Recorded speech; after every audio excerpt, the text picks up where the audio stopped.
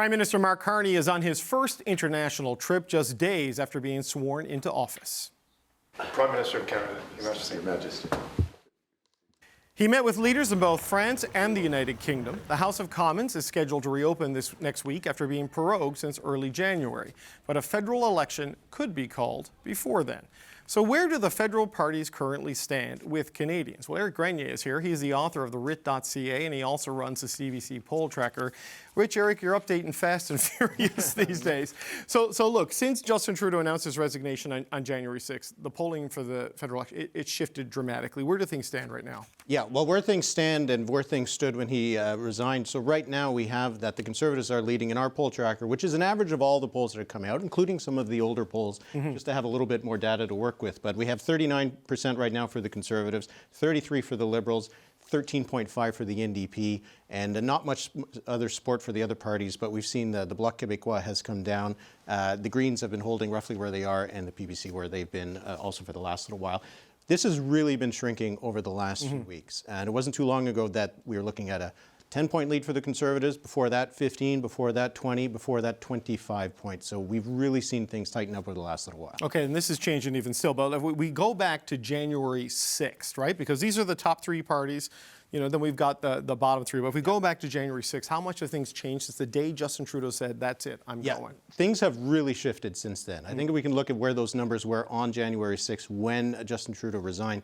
And at that point, we did have a very big lead for the Conservatives. The Liberals were roughly at about 20%. I don't think the numbers are, there we go. Now we're seeing where things have shifted since January 6th. So the Conservatives have dropped about 5 points. Right. The NDP has dropped about 6 points, and they had less to drop, so that's a pretty impactful drop for them. The Liberals are up 13 points since January 6th. The Bloc has also dropped a little. The Greens and the PPC haven't shifted at all. So we've seen a combined 11-point drop for the Conservatives and the NDP, a gain of 13 points for the Liberals. And again, as you mentioned, we've seen this, these trend lines have been continuing, right? We saw some polls out over the last little while, sometimes with the Liberals near or above 40%, which would indicate a gain of 20 points since January 6th. This is interesting, though. Like, if you it's all going to the Liberals, it seems, right? This is how. So this is where the top line numbers are. I mean, where across the country, because the regional play really matters in this. Yeah. So where across the country has support for the Liberals and the Conservatives changed over the last couple of months? Well, when you mention that it's coming from all different parties, it's been coming from all different regions too, and that is what is making the Liberals really much more competitive right now, because we've seen that they've moved into first place in Quebec, and by a pretty significant margin. That has come from the Bloc. The Conservatives haven't really dropped all that much in Quebec. They're now ahead in Atlantic Canada by maybe double digits by now. We've seen some polls have them at over 50%.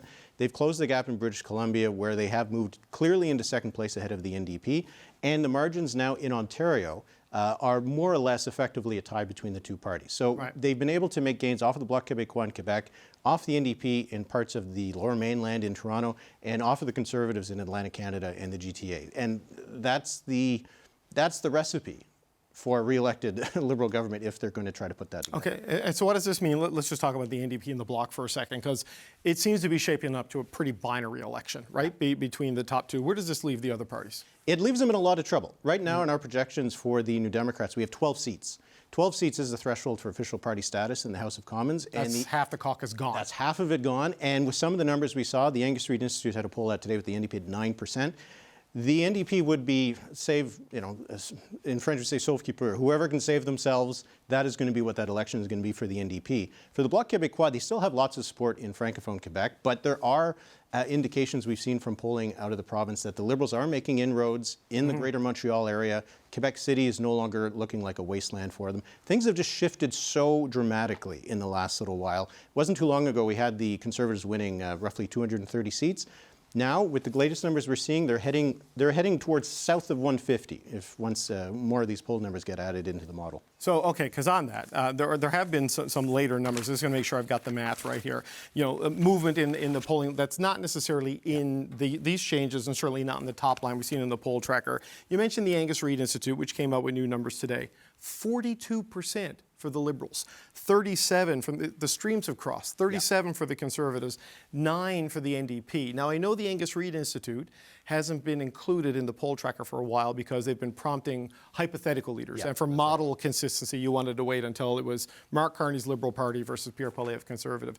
With movement like that, where do you see these numbers going? We could probably flip them pretty soon. Maybe not the Conservatives as low as this, but we've seen that there is more and more polls come out. We have seen that gap gets tighter, even among the pollsters that have had a Conservative lead for a while. The Angus Reid Institute, yeah, you're right. Before, they were still polling hypotheticals. We hadn't had numbers of who would you vote for Justin Trudeau's Liberal Party, so that's why it wasn't included in the model, but we had our first numbers today that came from it. 5-point lead for the Liberals. Now, what's really important to note is that this is only about a 5.5-point gap for the Conservatives, and it's more or less a toss-up if they would win the most seats.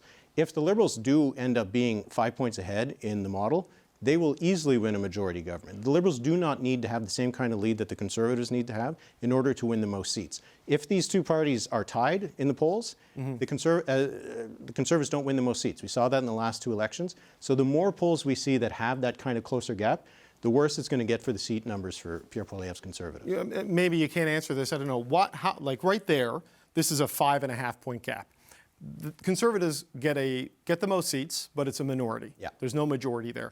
How far ahead do they need to be to guarantee they get the most seats? Because vote efficiency in Ontario, the Atlantic, and Quebec always sort of bumps up the seat numbers for the Liberals. So what's the gap that Conservatives must have on Election Day? They need to have at least a 5-point lead.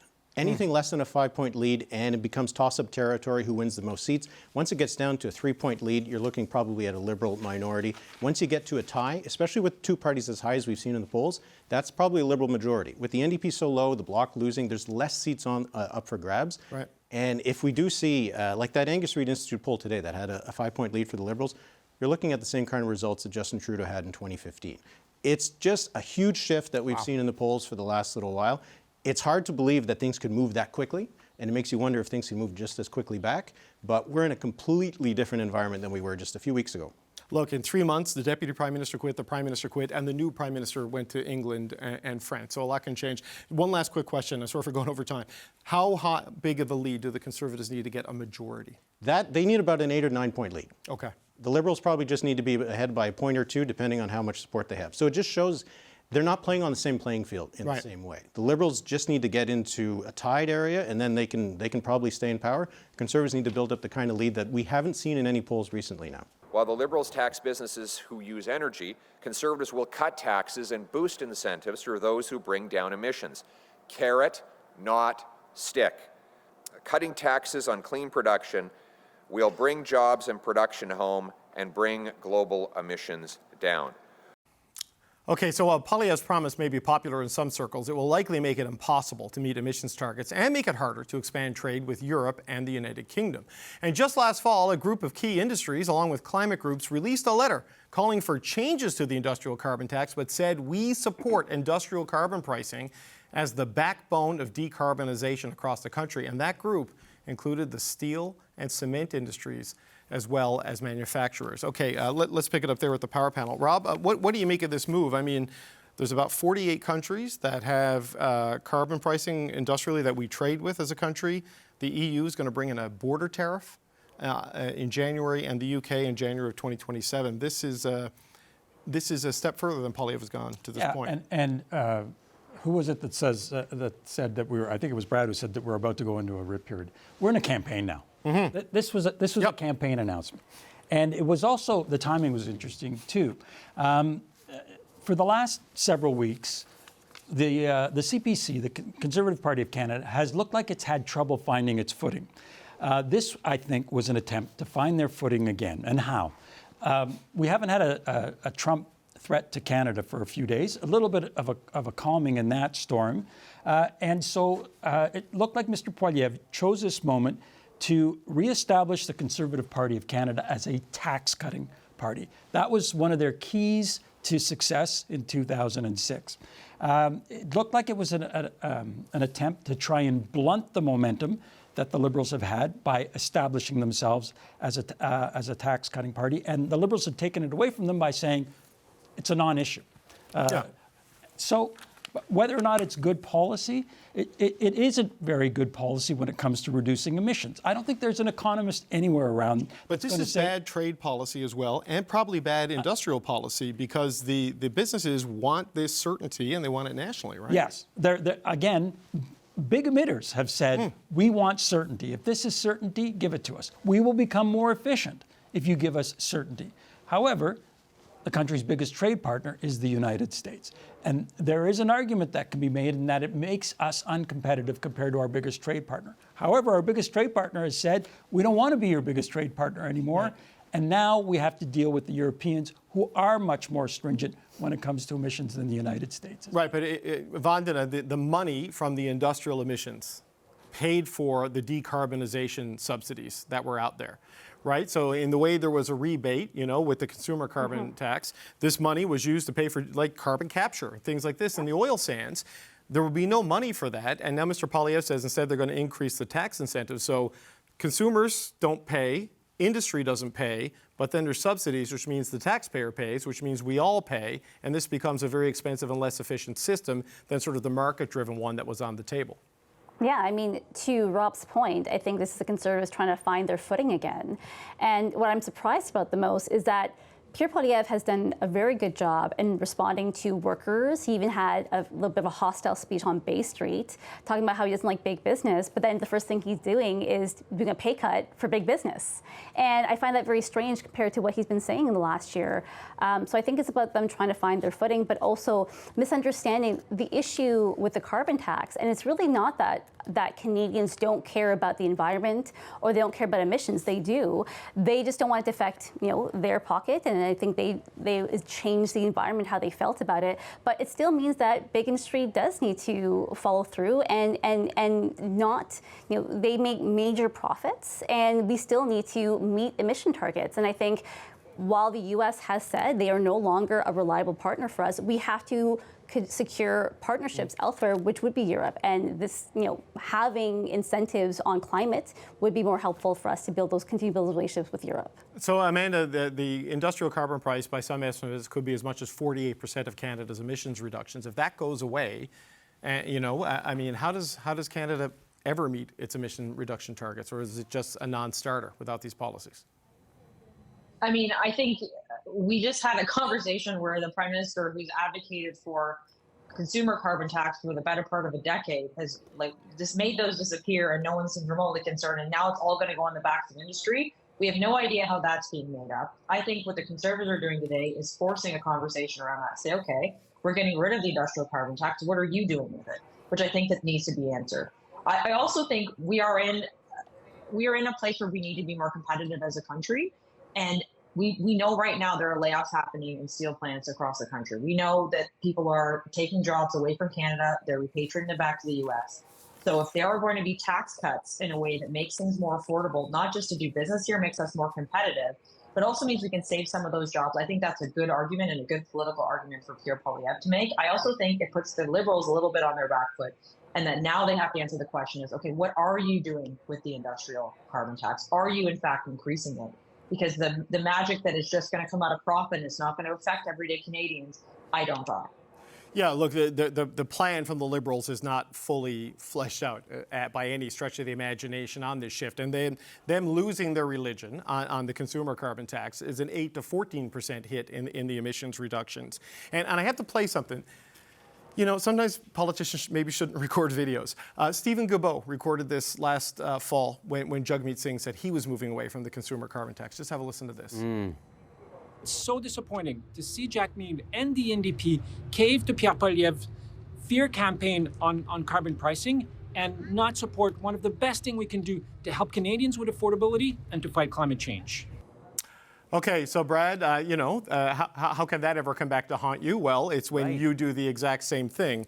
Look, whatever the situation is on that, public opinion for the consumer carbon tax is dead. It's buried deep underground, and that's where it is. But industrial carbon pricing, when even, Poilievre was at a steel plant today, the Canadian Steel Producers Association signed this letter saying we need this, we need to clean it up and make it consistent because the patchwork of provincial programs is too much red tape, and this is the backbone of decarbonization. So where does this leave the country on climate policy right now?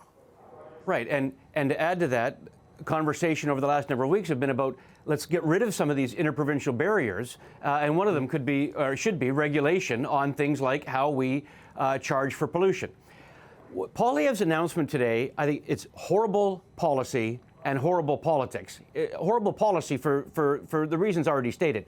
This means that he does not care one iota about our emission targets. Doesn't care. He can't say we're going to make it up on other things. They tried in the past, Conservatives have, oh, we need carbon capture and oh, we need all this.